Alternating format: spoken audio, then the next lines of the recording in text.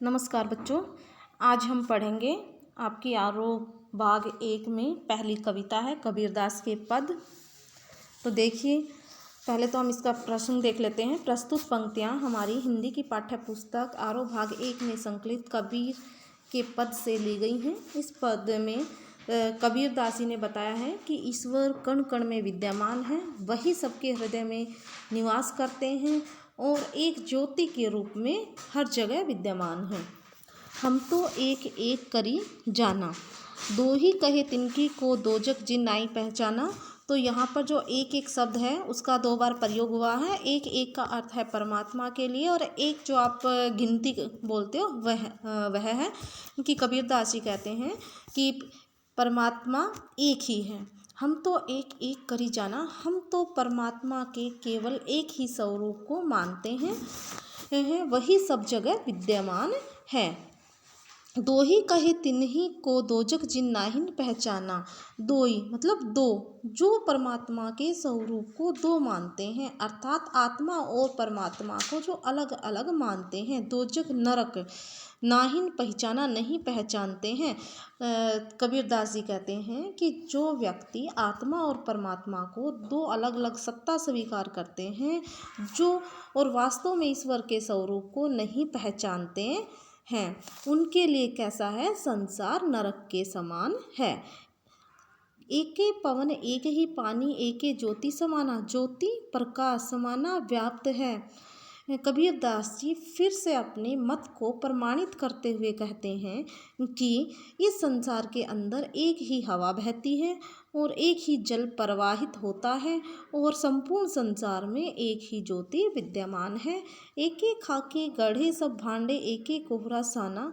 एक एक खाक क्या होता है? मिट्टी। गढ़े गढ़ता है, भांडे बर्तन, कोहरा कुम्हार साना बनाता है। यानी कि जिस प्रकार से कुम्हार एक प्रकार की मिट्टी से विभिन्न प्रकार के बर्तन बनाता है, वैसे ही उस ईश्वर ने पंच तत्व रूपी मिट्टी से मनुष्य का निर्माण किया है, और वे सभी प्राणियों में विद्यमान हैं। फिर जो कबीरदास जी हैं वो अपने मत को प्रमाणित करते हैं एक लकड़ी के माध्यम से। जैसे बाड़ी काष्ठ ही काटे, अग्नि ने काटे कोई। जिस प्रकार से बढ़ी लकड़ी को तो काट सकता है, अग्नि ने काटे कोई, और उसके अंदर व्याप्त अग्नि को नहीं काट सकता। अर्थात उसके अंदर जो यानी कि कवि के कहने का तात्पर्य यह है कि जिस प्रकार संसार के प्राणी के अंदर भीतर ईश्वर की सत्ता है, वो प्रत्येक मनुष्य के अंदर समाई हुई है, हम उसको किसी प्रकार से निकाल नहीं सकते। अर्थात ईश्वर क्या है?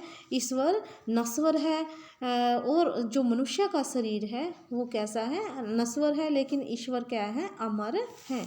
ठीक उसी प्रकार से प्रत्येक प्राणी के अंदर ईश्वर की सत्ता समाई हुई है, हम उसको अलग नहीं कर सकते। सब घटी अंतरी तू हुई, व्यापत धरे स्वरूपे सोई। माया देखी के जगत लुभाना, कहा रे नर गरबाना। तो यहाँ पर कबीरदास जी क्या कहते हैं? कबीरदास जी कहते हैं कि विभिन्न प्राणियों के रूप में जो परमात्मा ने विभिन्न रूप धारण किए हुए हैं, इसलिए हमें आत्मा और परमात्मा को अलग नहीं मानना चाहिए, बल्कि परमात्मा तो सभी प्राणियों में विद्यमान है। और फिर से कबीरदास जी मनुष्य को चेतावनी देते हुए कहते हैं, माया देखी के जगत लोभाना। ही मनुष्य, तू माया को देखकर क्यों उसके ऊपर आकर्षित होता है? काहे ने नर गर्भाना, तू इस माया के ऊपर हे मनुष्य क्यों घमंड करता है? निर्भय भया कहूँ नहीं व्यापे, कहे कबीर दीवाना। यहाँ पर परमात्मा के प्रेम में कबीर दीवाना होकर कहते हैं कि जो लोग माया के बंधन से मुक्त हैं, वे इस संसार में निर्भय होकर रहते हैं, उसमें किसी प्रकार का कोई भी भय नहीं होता है।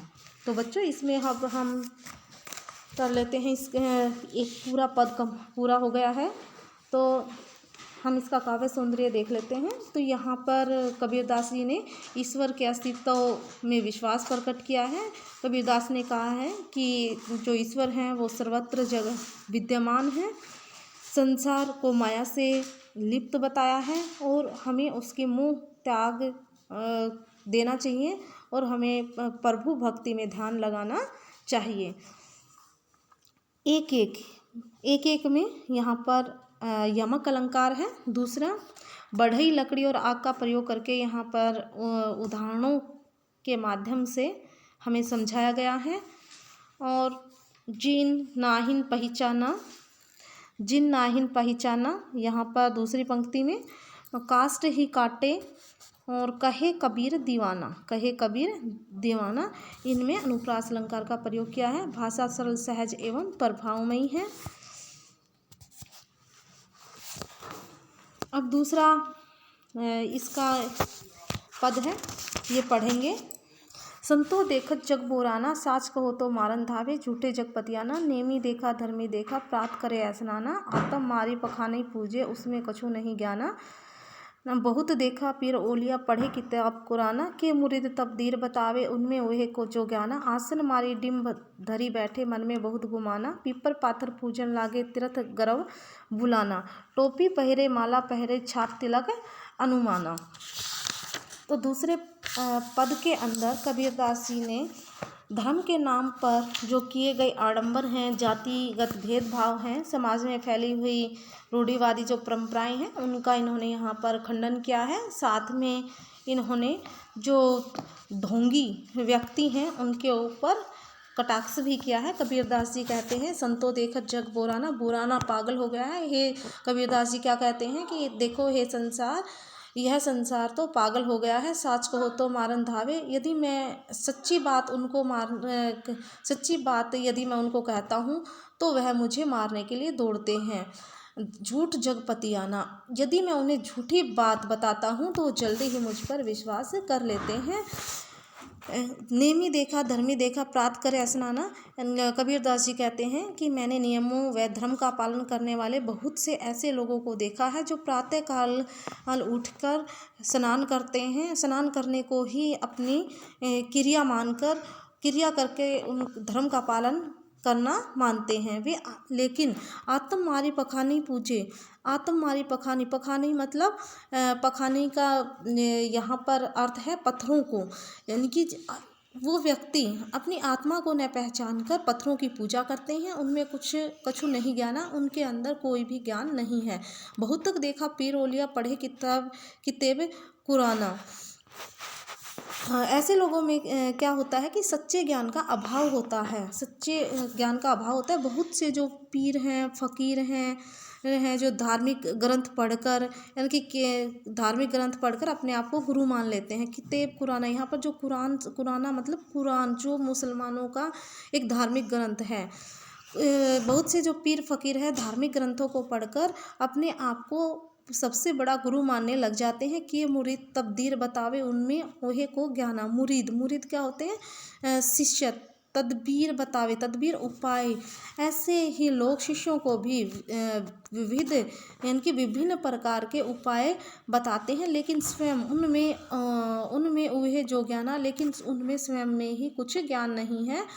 भला ऐसे लोग दूसरों को क्या ज्ञान प्रदान करेंगे? आसन मारे डिम धरी बैठे, मन में बहुत गुमाना। आसन मारकर कबीरदास जी कहते हैं कि ऐसे लोग साधक की मुद्रा में आसन लगाकर बैठ जाते हैं और मन में, और आसन लगाने के कारण वे अपने आप को एक महान धर्मात्मा समझते हैं और अपने आप पर घमंड करते हैं। पीपर पाथर पूजन लागे, तीर्थ गरव बुलाना, टोपी पहरे माला पहरे, छाप तिलक अनुमाना।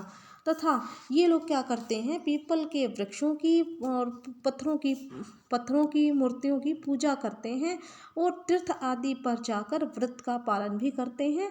टोपी पहरे माला पहने, और टोपी पहन लेते हैं, यानी कि अपने सिर पर टोपी पहन लेंगे, गले में माला डाल लेंगे और मस्तक पर विभिन्न प्रकार के तिलक लगाकर स्वयं को पंडित घोषित करते रहते हैं, अर्थात स्वयं को महाज्ञानी दर्शाते हैं।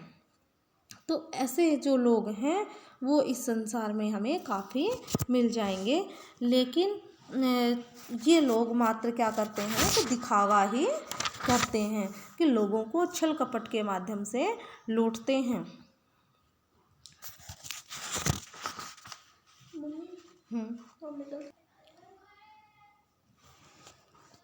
तीसरा पद देखिए। साखी शब्दी गावत भूले, आत्म खबरी न जाना, हिंदू कहे मोही राम प्यारा, तुरक कहे रहीमाना। तो साखी शब्द गावत आत्म मतलब आत्मा के साखी शब्दी जो शब्द गाते हैं, यहाँ पर उनका प्रयोग किया है शब्द ही। कबीरदास जी क्या कहते हैं, वे लोगों को ज्ञान देने के लिए क्या करते हैं, साखी गाते हैं, शब्द गाते हैं। और लेकिन आत्म खबरी न जाना, लेकिन उन्हें स्वयं परमात्मा के बारे में पता नहीं है, और वो लोग ऐसे में सबको ज्ञान बांटते हुए फिरते हैं। हिंदू कहे मोही राम प्यारा, तुर्क कहे रहीमाना। तो यहाँ पर कबीरदास जी कहते हैं कि हिंदू कहता है कि राम को श्रेष्ठ बताता है, और मुसलमान रहमान को श्रेष्ठ बताता है। ये दोनों ही राम और नाम के नाम पर, राम और रहीम के नाम पर लड़ते झगड़ते रहते हैं। लेकिन सच्चाई क्या है, आपस में दो लड़ी मुँहे मरम न काहू जाना। ये आपस में दोनों ही एक दूसरे के साथ लड़ते रहते हैं, लेकिन असली रहस्य को कोई नहीं समझ पाता कि राम रहीम अलग अलग नहीं है, बल्कि दोनों ही एक हैं। घर घर मंत्र देत फिरत है, महिमा के अभिमाना। और ऐसे पाखंडी लोग क्या करते हैं कि घर घर जाकर गुरु मंत्र बांटते फिरते रहते हैं। ये सब अपनी महिमा के अहंकार में उलझे रहते हैं। गुरु के सहित शिष्य सब बूढ़े, अंतकाल पछताना। शिष्य सब बूढ़े, शिष्य क्या होता है, शिष्य। महिमा गुरु का महत्व है कि गुरु की महिमा करने वाले लोग, कबीरदास जी कहते हैं कि ये सब अपनी महिमा के अहंकार में उलझे रहते हैं। इनकी घर घर मंत्र देकर ये अपनी महिमा के अहंकार में उलझे रहते हैं। गुरु के साथ ही ऐसे जो गुरु हैं अपने शिष्यों के साथ क्या करते हैं, भवसागर में डूब जाते हैं। और अंतकाल पछताना, अंतकाल में अंत समय में, और अंत समय में उनके पास पछताने के अलावा कोई रास्ता नहीं होता है। कहे कभी सुनो हो संतो सब मरम भुलाना। कबीरदास जी कहते हैं कि हे संतो सुनो, ये सब पाखंडी लोग भ्रम में ईश्वर को भूले हुए हैं। कहे कभी सुनो संतो ही सब भ्रम भुलाना, यानी कि ये पाखंडी लोग हैं, सब ईश्वर को भूल गए हैं। केति कहो कहा नहीं माने, सहजे सहज समाना। कबीरदास जी क्या कहते हैं कि मैंने इनको बहुत समझाया, लेकिन इन्होंने मेरी एक भी नहीं सुनी।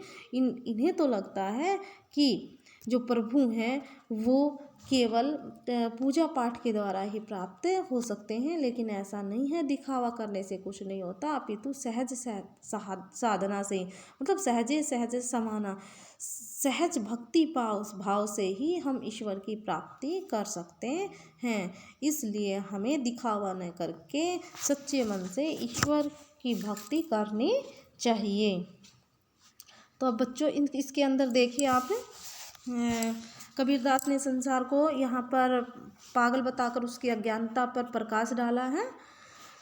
यहाँ पर धार्मिक आडंबरों पर, पूजा पाठ पर तिलक लगाना, लोगों के धार्मिक ग्रंथों को पढ़कर सुनाना आदि पर कटाक्ष किया है। और हिंदू और मुसलमान दोनों वर्गों पर समान रूप से इन्होंने फटकार लगाई है। यहाँ पर देखिए, और ये भाषा कैसी है, सरल है, स्पष्ट है, व्यंग्यात्मक भाषा का प्रयोग किया गया है। और लरी लरी जाए में कौन सा अलंकार है, यहाँ पर लरी लरी में पुनरुक्ति प्रकाश अलंकार है। घर घर में पुनरुक्ति प्रकाश अलंकार है। संपूर्ण पद में संगीतात्मकता का प्रयोग देखते ही हमें मिलता है। और पीपर पाथर, बच्चों देखो लास्ट वाली जो दूसरा पद है, लास्ट वाली पंक्ति में पीपर पाथर पूजन लागे, इस यहाँ पर कौन सा अलंकार है, अनुप्रास अलंकार है। साखी शब्द ही गावत, साखी शब्द ही गावत जो दूसरा पद है उसके अंदर हमारा कौन सा अलंकार है, अनुप्रास अलंकार है। तो बच्चों आज की जो ये कविता है ये पूरी होती है, तो इसकी व्याख्या अच्छे से वीडियो के माध्यम से समझ लीजिए।